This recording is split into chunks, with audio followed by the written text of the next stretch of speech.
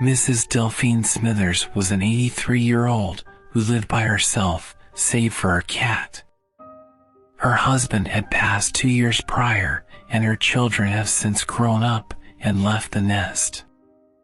But come Christmas time, and Mrs. Smithers gets her joy whenever her grandchildren paid a visit. She thought of the looks on their faces whenever she served them Christmas cookies and other pleasantries. This Christmas, she made some sweet and salty bark and kept it on the kitchen table. She found herself sitting down in her favorite chair, knitting a scarf when there came a sharp knock on the door. She jumped a bit, not expecting any visitors at the moment. Can we come in? Smithers tentatively laid the scarf on the arm of the sofa and gripped the chair. Her frail bones popped and shifted. Getting up from the chair, Smithers collected her walking stick and trudged rigidly towards the front door. Another sharp knock rung out, that time more agitated than previously. I'm coming! Hold on! Smithers yelled.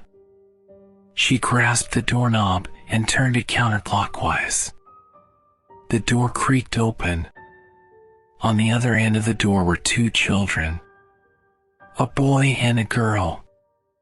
The boy appeared older, presumably around 13. He wore a denim hoodie and gray pants. He was holding the hand of an 8-year-old girl who was wearing a blue dress with white lace. For whatever reason, the children had their heads bowed, looking at their feet. The boy repeated his question. Can we come in? Smithers scratched her head. It was at 10 p.m. Why would these children be at her house at that time of night? Somehow, the boy must have realized what she was thinking. We need to borrow your phone. My cell phone battery's dead. Smithers thought more about the suddenness of having these unexpected guests. But they were children regardless. At the very least, she could grant them this one request. She nodded her head, gesturing the 2 children in. Smithers directed them into the living room, where her cat droned awakes from the ruckus. When it set its eyes on the 2 mysterious children, the cat arched its back and hissed. Smithers walked over to silence her cat. Lex, these are our guests! Behave yourself! The cat mewed in defeat before running out of the living room and into the kitchen. The 2 children sat on the sofa, their eyes still hidden. Smithers went into the kitchen and pulled out the plate of sweet and salty bark. She returned to the living room and bent down to the children's eye levels. Care for some sweets?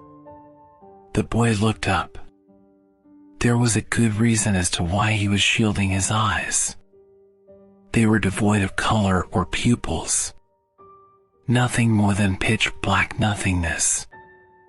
Whatever he was, he assuredly was not of the earthly realm.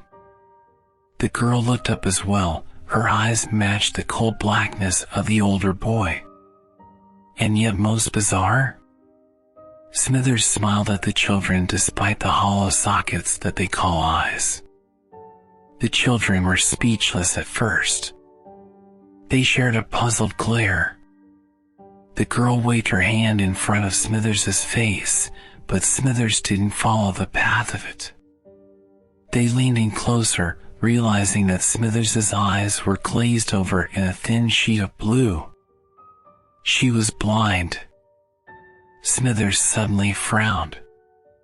Oh, I'm sorry.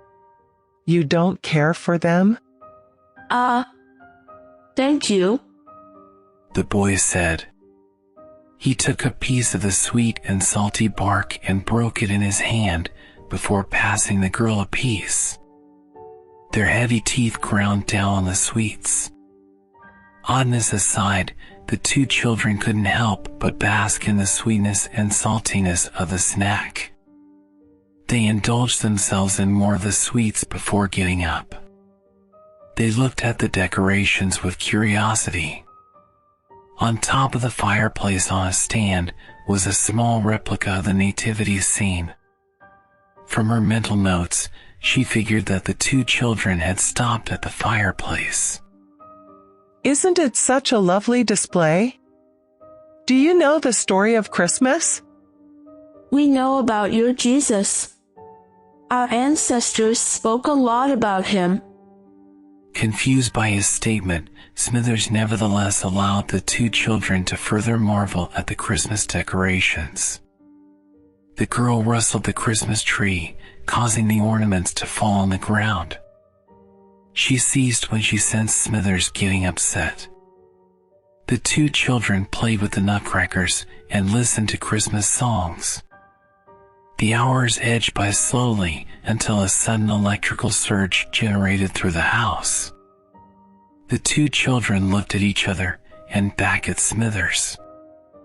We have to go now. Our parents are here. Bright light shone through the windows.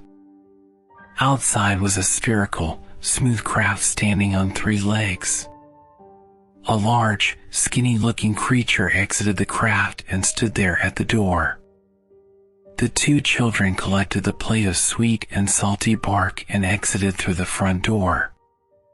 There came a sound of a large whistle as if there were 1,000 steam engines situated outside. Within a flash, the craft was gone. Smithers called out for the two children only to be met by a great silence. She closed the door and returned to her knitting.